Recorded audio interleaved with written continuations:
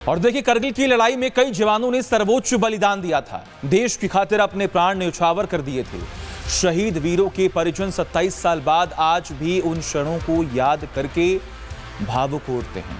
एक परिवार के लिए ये कैसे दुनिया बदलने वाला पल था, सुनाते हैं आपको। परिवार हमारे साथ मौजूद है और बात करना बहुत ज़रूरी हो जाता है। वीर गाथाएं आपने बहुत बार सुनी होंगी, लेकिन उन्हीं लोगों से आप ये बात जब सुने तो आपको समझ आएगा। सर, आपके पिताजी थे, कितने साल के थे आप? मेरे पिताजी थे, मैं 5 साल का था तब, और मेरे पिताजी 8 सिख रेजिमेंट के हवलदार थे, हवलदार अजैब सिंह जी, और वो टाइगर हिल पे शहीद हुए थे। एंड तब तो थोड़ा मुश्किल था, पर गवर्नमेंट ने बहुत साथ दिया, तब की वाजपेयी गवर्नमेंट ने, like they helped us a lot. और उन्हीं की लाइक आज तक वो साथ देते हैं गवर्नमेंट, आज तक हमारा हालचाल पूछती है, and like we are very proud of it. माता जी, कितना गर्व महसूस करती हैं आप जब जब यहाँ आती हैं? जी, जब हम जहाँ आते हैं तो बहुत गर्व महसूस करते हैं हम, लेकिन उस टाइम तो बहुत मुश्किल लग रहा था जब वो समा था। आज बहुत गर्व महसूस हो रहा है। कितने सालों तक सर ने यहाँ पर सर्व किया? कितने साल यहाँ पर वो पोस्टेड रहे जिसके बाद ये वॉर शुरू हुआ? 18 साल। 18 साल जी। और आपको कितने दिनों में जानकारी मिली? किस किस जगह पर वो थे, क्या थे, किस तरह से आप लोगों तक ये सूचना पहुंची? क्योंकि अभी तो कनेक्टिविटी है, उस वक्त तो वो भी नहीं रहा होगा। जी नहीं जी, जब हमें सूचना मिली तो किसी के घर से फ़ोन आया था कि जी शहीद हो गए हैं, बस इस ऐसे सूचना मिली। करगिल की लड़ाई को आज 27 साल हो चुके हैं। भारतीय सेना तब भी पाकिस्तान पर भारी पड़ी थी और आज भी उसी ताकत के आगे पाकिस्तान बौना है। हिंदुस्तान की ताकत के सामने पाकिस्तान आज भी बौना है। आज मन की बात में प्रधानमंत्री ने देश से वादा किया कि भारतीय सेना की ताकत बढ़ाने के लिए सरकार प्रतिबद्ध है। सुनिए। कारगिल विजय दिवस पर मैं सभी वीर शहीदों और वीर सैनिकों को श्रद्धापूर्वक नमन करता हूं। साथियों, आज का भारत अपने वीरों को सिर्फ याद ही नहीं करता, बल्कि नई पीढ़ी तक उनकी गाथा भी पहुंचाता है। आज भारत अपने सैनिकों के साहस के साथ साथ अपनी तकनीकी क्षमता को भी लगातार मजबूत कर रहा है। साथियों, आज रक्षा उत्पादन हो, रक्षा निर्यात हो या मित्र देशों के साथ राजनीतिक सहयोग, भारत लगातार नई ऊंचाइयों की ओर बढ़ रहा है। आइए इस करगिल विजय दिवस पर हम अपने अमर शहीदों को नमन करें और एक सुरक्षित, सक्षम और आत्मनिर्भर भारत के निर्माण का अपना संकल्प और मजबूत करें। तो जैसा कि प्रधानमंत्री ने बताया, भारतीय सेना आधुनिक लड़ाइयों के लिए पूरी तरह तैयार है। जंग का रण भले ही वही हो, लेकिन लड़ाई का तरीका बदल गया है। अब जंग तोप गोलों से नहीं बल्कि टेक्नोलॉजी से लड़ी जा रही है, जिसमें भारत दुश्मन की सोच से भी आगे है।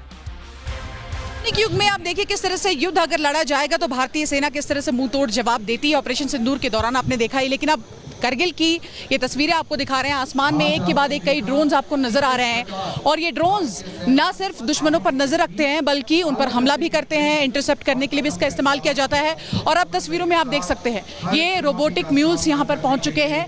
ये रोबोटिक म्यूल्स बहुत काम के हैं। क्यों? क्योंकि करगिल में आप देख सकते हैं यहाँ पर किस तरह से विषम परिस्थिति होती है। ठंड के वक्त यहाँ माउंटेन्स में ऊपर जाना मुश्किल हो जाता है, कुछ भी दिखाई नहीं देता, और ऐसी स्थिति में जहाँ पर इंसान नहीं जा पाता है, जवान नहीं पहुँच पाते, तो इस तरह से आप देखिए रोबोटिक म्यूल्स जो हैं उनको भेजा जाता है।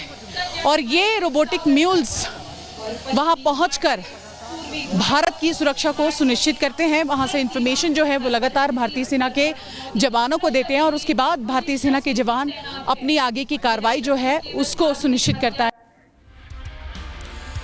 करगिल दिवस के मौके पर पाकिस्तान का एक और जख्म हरा हो गया। करगिल के जरिए मुशर्रफ पीओके का मसला हमेशा के लिए खत्म करना चाहता था, लेकिन 27 सालों में पाकिस्तान ने पीओके का इतना शोषण किया कि अब वो खुद ही पाकिस्तान को नकार रहा है। पीओके से आवाज उठ चुकी है, पाकिस्तान का झंडा मंजूर नहीं। पीओके में चुनाव होने वाले हैं, लेकिन वहां की आवाम ने क्लियर कर दिया है कि वहां पाकिस्तानी हुकूमत की गुंडागर्दी नहीं चलेगी।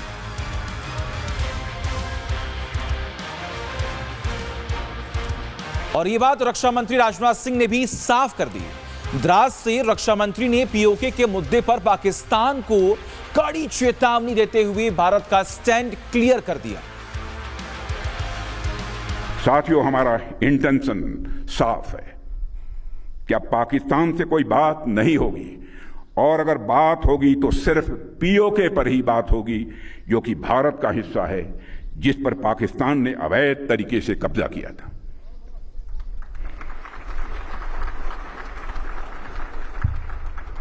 साथियों, पाकिस्तान ने इस समय आतंकवाद को अपनी सरकारी नीति का एक हिस्सा बना लिया है और वहां पर मिलिट्री और मिलिटेंट्स के बीच का फर्क पूरी तरह से समाप्त हो चुका है। वहां की सेना आतंकवादी संगठनों को संरक्षण ही नहीं देती है, उनके साथ मिलकर काम भी करती है। इसलिए हमने ऑपरेशन सिंदूर के समय ही यह साफ कर दिया है कि भारत अब आतंकियों और उनका पोषण करने वाली सरकारों को अलग अलग करके नहीं देखेगा। यानी कि भारत का मत एकदम साफ है, पीओके भारत का अभिन्न हिस्सा है और उससे किसी भी तरह का कोई भी समझौता बर्दाश्त नहीं किया जाएगा। रक्षा मंत्री के इस ऐलान से पाकिस्तान की हालत खराब है। करगिल की चोटी से आई ये चेतावनी मुनीर का बीपी बढ़ा रही है। करगिल विजय दिवस के मौके पर रक्षा मंत्री राजनाथ सिंह ने एक बहुत बड़ा बयान दिया है और उन्होंने साफ तौर पर पाकिस्तान को आड़े हाथों लिया है।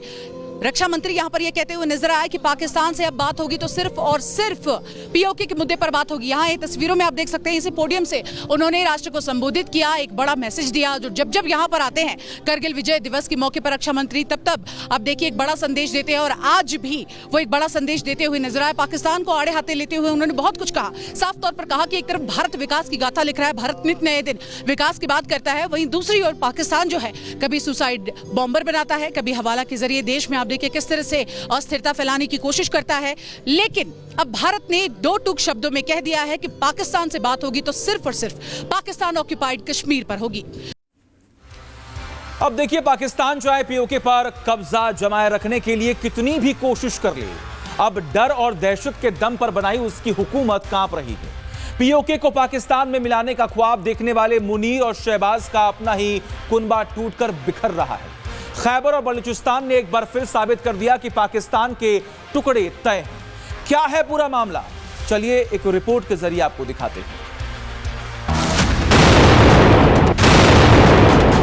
पाकिस्तान टूटने की कगार पर है। मुशर्रफ के सपने को साकार करने निकला मुनीर फेल हो चुका है।